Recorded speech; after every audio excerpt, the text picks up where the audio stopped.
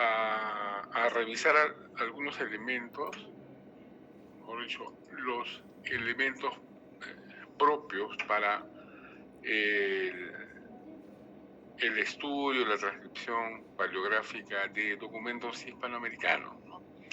En las últimas clases hemos revisado la evolución de la letra para tener en cuenta que, como toda manifestación cultural, la letra, en tanto la lengua esté viva, sigue evolucionando también junto con la lengua hablada, ¿no? Entonces, y esto es susceptible de ser analizado y estudiado a través del tiempo. ¿Cuáles son estos elementos esenciales que debemos buscar y debemos caer en cuenta cada vez que nos enfrentamos a documentos históricos, virreinales y hasta republicanos, ¿no?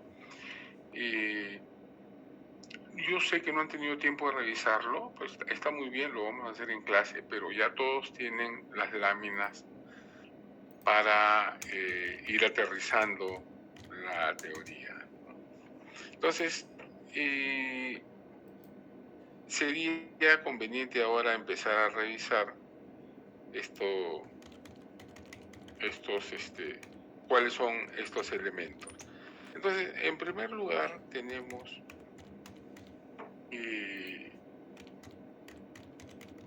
lo que consideramos los alfabetos de las letras mayúsculas que van apareciendo.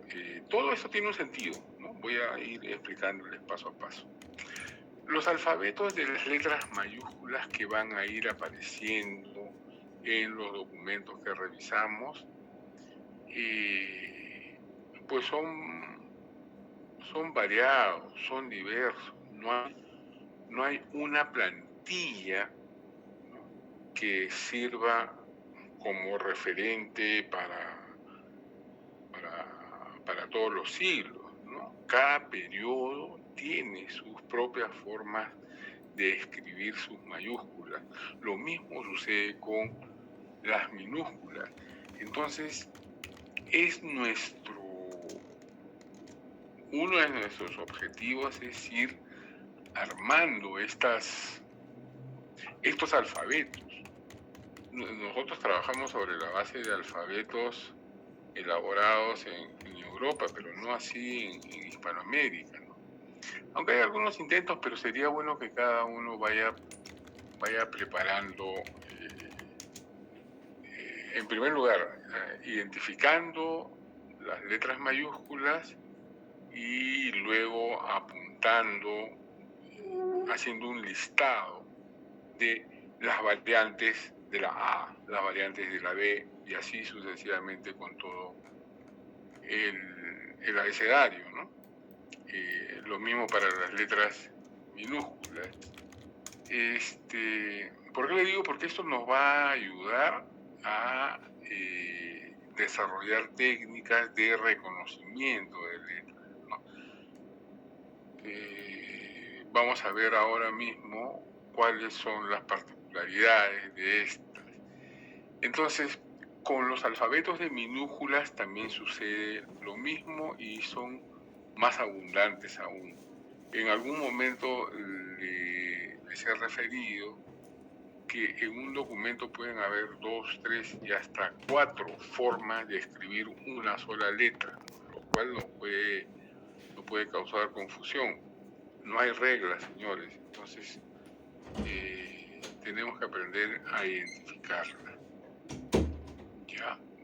En cuanto a abreviaturas, son otro de los elementos esenciales porque estos documentos hispanoamericanos, virreinales y republicanos abundan en abreviaturas. Y felizmente ya desde que llega la escritura a América, siglo XVI y XVII, se puede hablar de una suerte de consenso en el tipo de abreviaturas. Estas abreviaturas también tenemos que consignarlas. ya sea en nombres propios, en palabras, cualquier tipo de abreviatura que requiera su análisis. En el momento de transcribir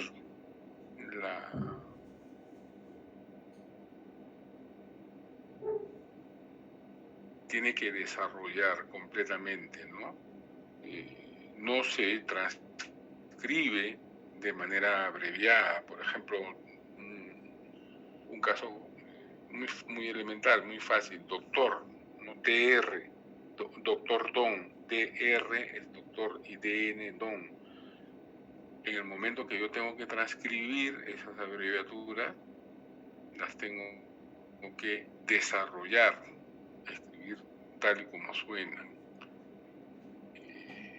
Pero es bueno que también tengamos un cuadro de estas abreviaturas para reconocerlas de inmediato, ¿no? y ahorrarnos tiempo y avanzar con la lectura de las líneas del documento, ¿no?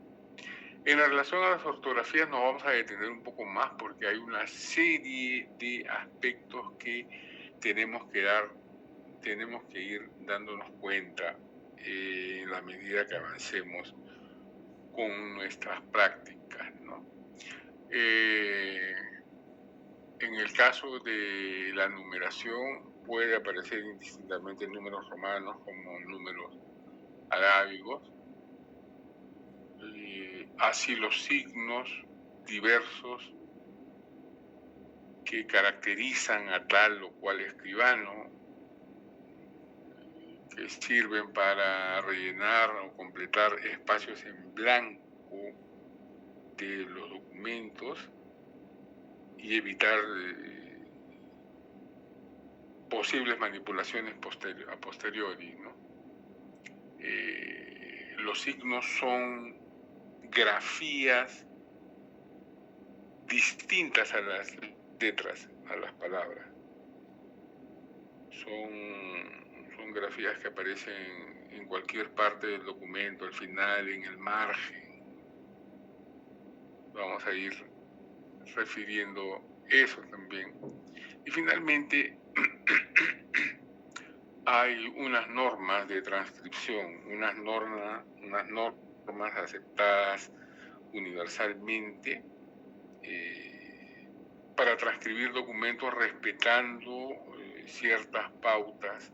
Entonces, nuestro trabajo final va a tener que ser un documento transcrito según estas pautas, ¿no? Unas pautas que, como les digo, son aceptadas universalmente y se utilizan no solo para la catalogación de documentos, sino también para la publicación de ellos mismos y para ofrecer un servicio al usuario, ¿no? Al investigador. Entonces, estos 7 elementos son vitales para el trabajo de transcripción paleográfica. Veamos de qué se trata. No sé si pueden verlo o prefieren que lo agrande. Una grandadita, profesor. Sí, sí. Ahí está bien. Gracias, profesor. Creo que ahí está bien, ¿no? En todo caso, estas láminas también las puedo mandar independiente, ¿no? Sin presentación, como láminas. Miren, por ejemplo, acá se ha hecho un cuadro. Este es un estudio, pues ya tiene sus buenos años, ¿no? Entonces debe ser de los años 50 o 60, que se hizo en España de documentos españoles y se extrajo los alfabetos de las letras mayúsculas, haciendo columnas siglo por siglo y las modificaciones o aparición de grafías correspondientes a estas letras mayúsculas, ¿no? Entonces, aquí podemos ver cómo una A en el siglo XII, ¿no? Por eso, por eso es que nos detuvimos algún tiempo en revisar la historia de la escritura, porque esto nos explica cómo han ido pasando las formas de escribir a lo largo del tiempo. Miren esta primera A, esta es heredera, estamos hablando del siglo XII, ¿no? Esta A es heredera de las letras capitales romanas, ¿no? que sobreviven en el periodo de los visigodos, ¿no? Es el siglo VII y VIII, y que a lo largo de los constantes cambios sociopolíticos en la península ibérica han sido influenciadas por las diversas invasiones, ¿no? Hasta que finalmente se establece a partir del siglo XII y XIII la letra francesa, la escritura francesa. Entonces, esto en mayúscula es la que ha ido apareciendo en Europa, ¿no? Estos tipos de A. Algunas de ellas, mira acá en la tercera columna, tenemos las grafías del siglo XVI y XVII. En no pocos casos, estas grafías han pasado a América, ¿no? Miren esta A, la tercera. Parece una A minúscula, pero es una variante de esta A, de esta. Esta A ya es más conocida por nosotros. Miren, estamos hablando del siglo XVII y para Hispanoamérica esta A recién aparece en el siglo XIX. Mejor, recién se generaliza el uso en el siglo XIX. Entonces, estas cosas están pasando y sucede con las demás letras. La B mantiene su forma desde siempre, excepto en el siglo XVII, que se convierte casi en una B cursiva en algún momento. Esta letra, por ejemplo, va a aparecer también en los documentos hispanoamericanos, los documentos que nosotros vamos a trabajar. La C tampoco varía mucho. Estos tres tipos de C acá no los conozco. En cambio, esta C mayúscula sí. Con la D sí aparecen. Con la D sí aparecen. Y miren en Europa cómo la D ya desde el siglo XVI tiene la forma que conocemos en el presente, ¿no? Y que acá se trabaja recién en el siglo XIX. Entonces, esto sucede con todas las letras. Esto va a ser importante que nosotros en cada lámina que transcribamos, sobre todo en las prácticas dirigidas, hagamos este ejercicio porque en primer lugar va a ser útil para nosotros, para registrar en nuestra memoria también estas grafías.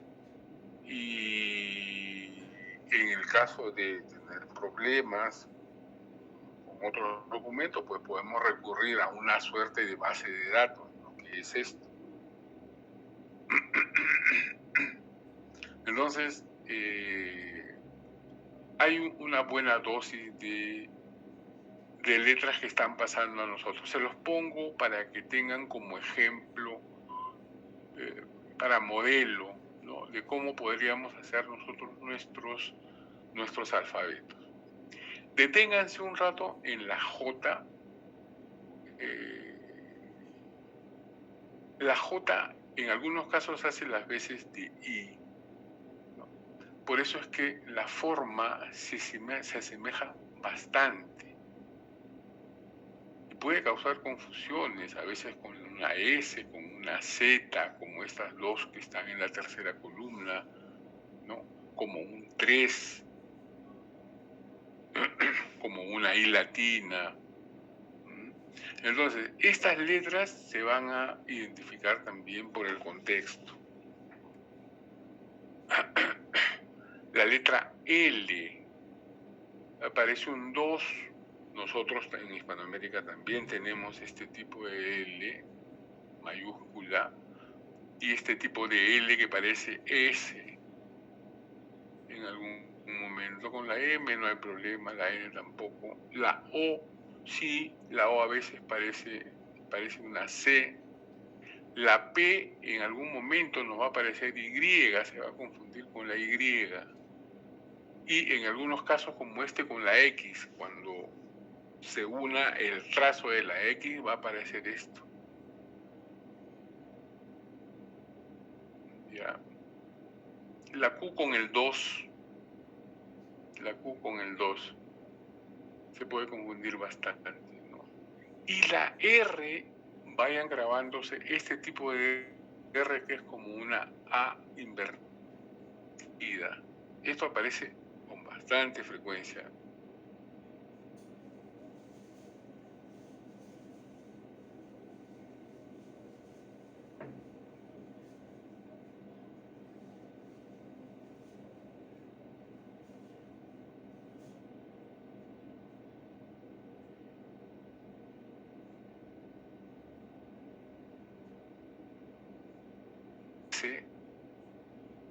La S, los españoles identificar. Entonces, va a haber confusión también entre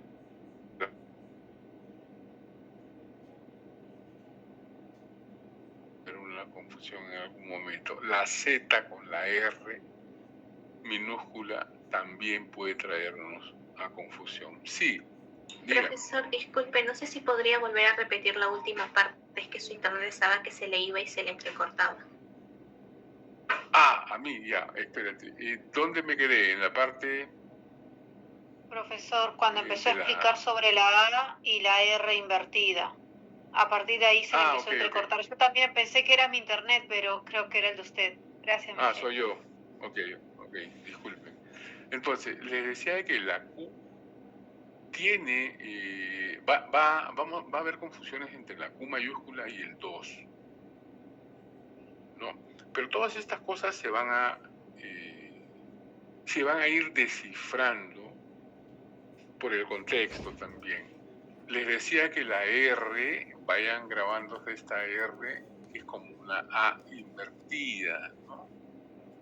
La S, para ellos, está solucionado desde muy temprano. En cambio, nuestra S del siglo XIX se asemeja mucho a la L, a esta L del siglo XVII, XVI. Profesor, una consulta. Dígame. Sí, hay una S que parece como una serpiente, ¿no? Pero al lado, ¿también sería una S o la de al lado? ¿Es una S o es esta una que G? dice usted, esta es una S, sí. ¿Y todas son, derecha, esta? todas son S. Todas son S. Esta, por ejemplo, puede aparecer. Yo la verdad que no he visto muchas. Pero sí estas que se parecen a un 5. Todas estas son S. Todas estas son T, que están evolucionando en Europa, ¿no? Desde el siglo XII hasta el XVII. Les decía también que hay confusión entre la U y la V. Se puede usar indistintamente la V como la U. Luego les dije también que la X, Y y Z se mantienen como hoy la conocemos, con excepción de la Y, que a veces se puede confundir con la P, con esta P o con esta. Esta abunda mucho en nuestros documentos, ¿no? Que parece una onda, ¿no? Una horquilla, y se puede confundir con la Y. Lo mismo la Z con el 3 o con la J. Miren, con la T, miren, con la T, profesor. con la J.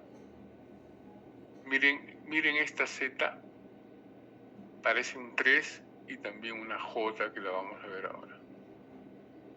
La J. ¿No? Miren.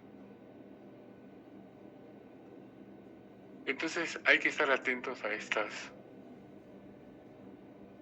cosillas y por eso insisto en la importancia de tener un alfabeto, ¿no?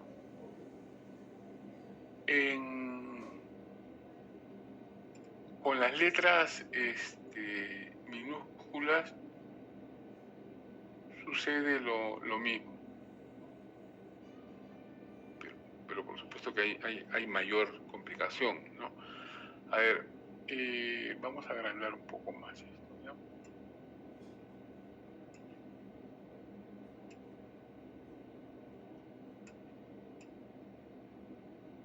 Creo que ahí está bien, ¿no? Entonces, esto lo han hecho en 2 láminas porque hay más, pues, ¿no? Por ejemplo, en el siglo XII, XIII y XIV abunda el número de letras. A veces también, no a veces, con frecuencia, una letra mayúscula no lo da la forma, sino el tamaño de la letra en relación con las demás, ¿no? En el caso de la A, hemos visto que hay A mayúscula de esta forma. Y la diferencia con una A minúscula va a ser en que solo que es más grande nomás, el tamaño, ¿no? Entonces, miren cómo está evolucionando la A minúscula, muy similar a la que conocemos, pero por acá se complica un poco, ¿no? Por acá se complica un poco. La B también, la B es absolutamente identificable hasta aquí, que puede parecer una C.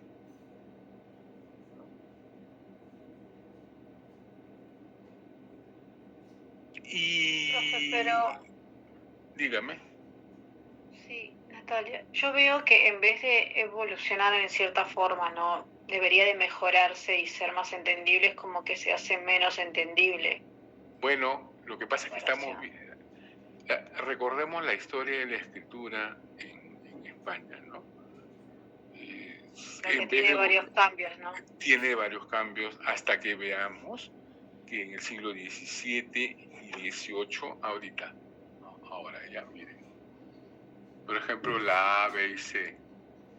Entonces, si tenemos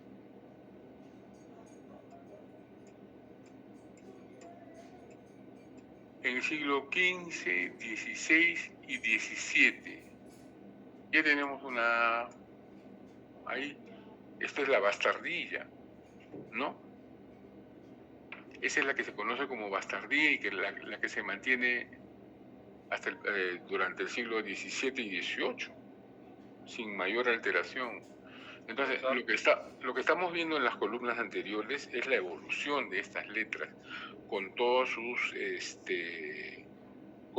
procesos, valga la redundancia, en la época de la procesal y de la procesal encadenada, que eran ilegibles, ¿no? Acá lo que han hecho estos señores es sacar muestras de cómo se escribe, se ha, ¿cómo se dice?, individualizado cada letra, ¿no? De tal manera que se puede identificar, pero dentro de una palabra en el siglo X, en la escritura del siglo XVI, estas A eran casi ilegibles, ¿no? Hasta que llegó el 17 y ya se quedó así como la conocemos hasta hoy. Entonces, sí, efectivamente ha habido una evolución. marchas y contramarchas, altibajos, hasta que finalmente la última columna del siglo XVII, es la que ha fijado la grafía definitiva de las letras, ¿no? Sí, dígame, señor. Ya, profesor. Para el siglo XVII ya estaba publicado el Don Quijote de la Mancha. Entre el manuscrito y la impresión, ¿no había alguna diferencia? O sea, no debería haber alguna diferencia en todo caso. Y después de eso ya aparecería la gramática española, después, por supuesto. Sí, Pero claro. no debería haber una uniformidad en todo esto. Consulto. ¿A qué te refieres con uniformidad? ¿De cómo se escribe en general? Claro, porque ya hay impresiones. Sí, claro. Pero mi consulta primera era entre el manuscrito de Don Quijote. ¿Fue en esta bastardilla que usted menciona, profesor, antes de ser publicado? Sí, claro. La verdad que no recuerdo bien la letra, pero todavía no era bastardía, me parece. Me parece que no. Pero era una letra cortesana. No estoy muy seguro es que era bastardía, pero una letra bien cuidada. Y entre esa y la edición, pues no debió haber diferencia, no debió haber correcciones, más bien. Ya. Una autentísima. Sí. Y en general, ¿por qué se demoró en la difusión? Por problemas mismos de la escritura, por intereses propios de los notarios y porque la educación no estaba difundida de manera general, ¿no? Solo en los círculos instruidos y académicos era que la letra se estaba manteniendo. Recién en el 17 es que se hacen ¿cómo les dije? Estas plantillas, estos ejercicios, no propiamente manuales de escribir, ¿no? Pero plantillas se llamaban. Entonces, eso hace que se generalice la instrucción, que empiecen las correcciones ya a todo nivel. Por eso que en el 17 ya no hay mayor cambio. Por eso es que ya no hay una columna del 18, porque ya no es necesario. Todo está dicho, todo está desarrollado. El papel ahora es trabajarlo acá en América. Entonces, me parece muy sugerente que nosotros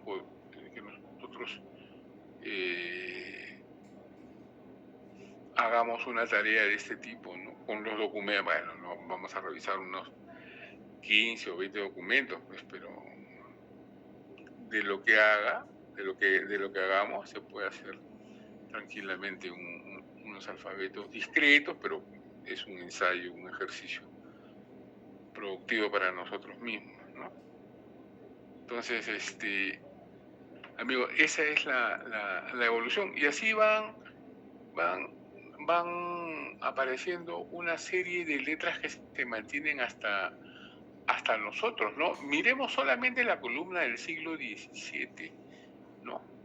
Estas A, B, C, estas son las que vienen.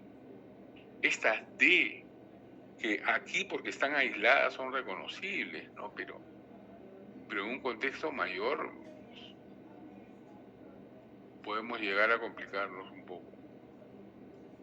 Entonces, pero eso nos va a mantener alejados de ellos la práctica constante, ¿no? Miren la F, se parece a una L, se parece a una S, en algún momento a una G también, que está en la línea de abajo, ¿no? Un 8, una Y abierta. Miren, esta G, que es del siglo XVI, perdón, sí la hemos visto acá, esta G. Hay una abreviatura que es Q, la QUE, ¿de qué? Que se parece a esta. Entonces, hay que estar atentos a estas cosas, ¿no? A estas grafías. Empezar a memorar, a memorizar la H, las formas de la H. Con la H hay unas particularidades que vamos a verlas ahora mismo, ¿no? Entonces, estos alfabetos son los que al final del día me gustaría que hagamos, ¿no? Observen la Q. Esta Q es la presencia de esta Q es constante, ¿no? Y en nosotros también. Esta Q a veces abrevia el qué, quién.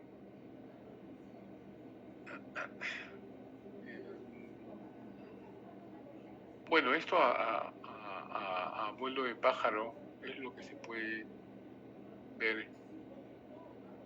BW, la V, miren esta V. Esta V es irreconocible en una palabra, a un texto mayor. Y todavía se mantiene, ¿no? Así es que, amiguitos, vienen no las complicaciones, pero sí una cosa bien simpática.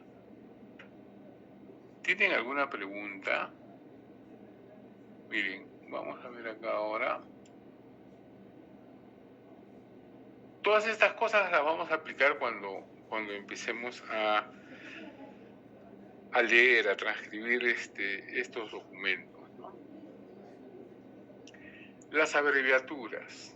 A ver, un respiro porque es demasiada la información que vamos a tener.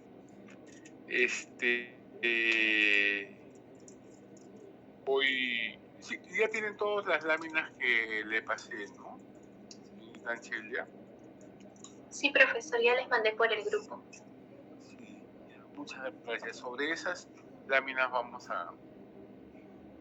al final, casi al final de la clase vamos a hacer una revisión.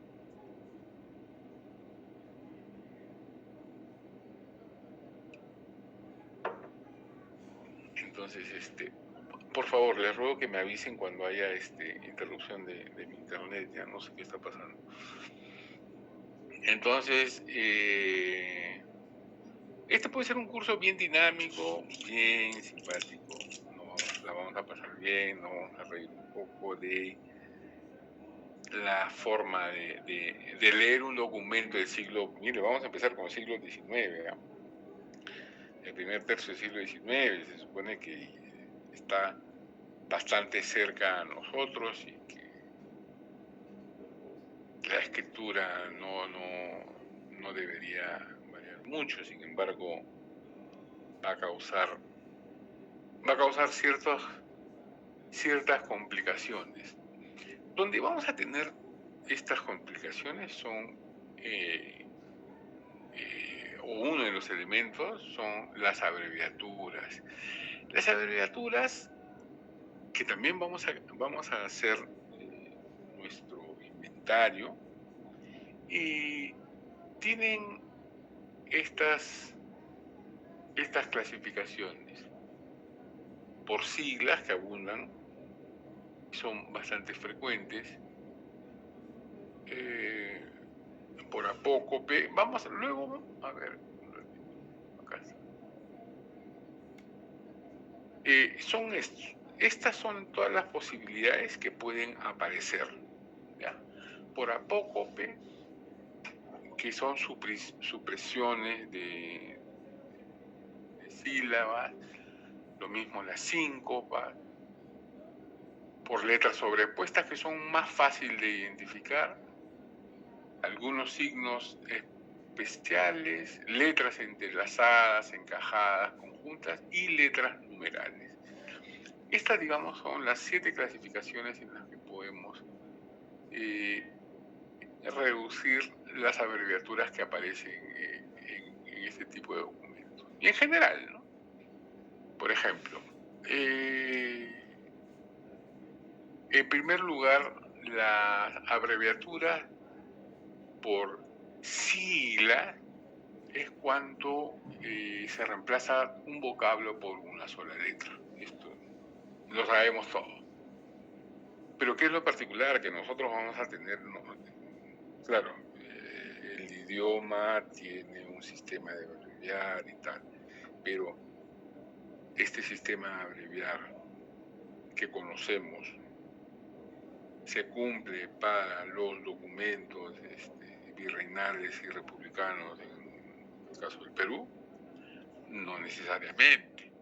Entonces vamos a tener que casi memorizarnos, ¿no? Las abreviaturas simples, si ustedes van a tener que indicarlo, son las que se representan por una sola letra, ¿no? Las dobles, como suele ser en la actualidad, representan el plural, ¿no? Como por ejemplo en estados, como en señores, como en alcaldes, ¿no? Se abrevian con dobles letras. Y las combinadas, como aparecen ahí, son dos o más simples que tienen un significado. En primer lugar, tenemos ahí una lista de nombres. Si yo les digo una P con una O suspendida, esto definitivamente no puede ser Pablo, no puede ser otra cosa más que Pedro. Y eso es un convencionalismo al que ya han llegado estos escribanos, ¿no? Lo mismo Alonso se abrevia así. Bachiller, cuando ustedes encuentren BR, ya saben que es bachiller, no se abrevia de otra forma en los documentos, no se abrevia BCH, por ejemplo.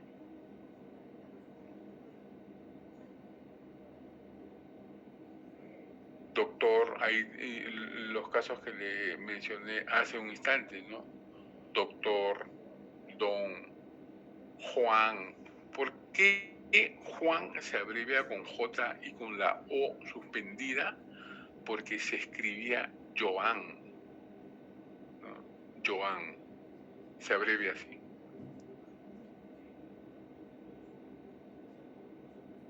Licenciado tiene dos particularidades, dos tipos, LO y LDO. Entonces, tenemos acá algunos ejemplos. Y luego, cuando tengamos que trabajar los documentos, pues vamos a hacer nuestra lista, nuestro listado también de abreviaturas por siglas simples. Y dice, desde el siglo XVI se hacen frecuentes estas que ustedes tienen acá, ¿no? Nosotros, digamos, en nuestro mundo documental hispanoamericano, nos vamos a encontrar frecuentemente con estas abreviaturas combinadas, ¿no? Vuestra Alteza, Vuestra Majestad o Merced, según el caso, según el contexto.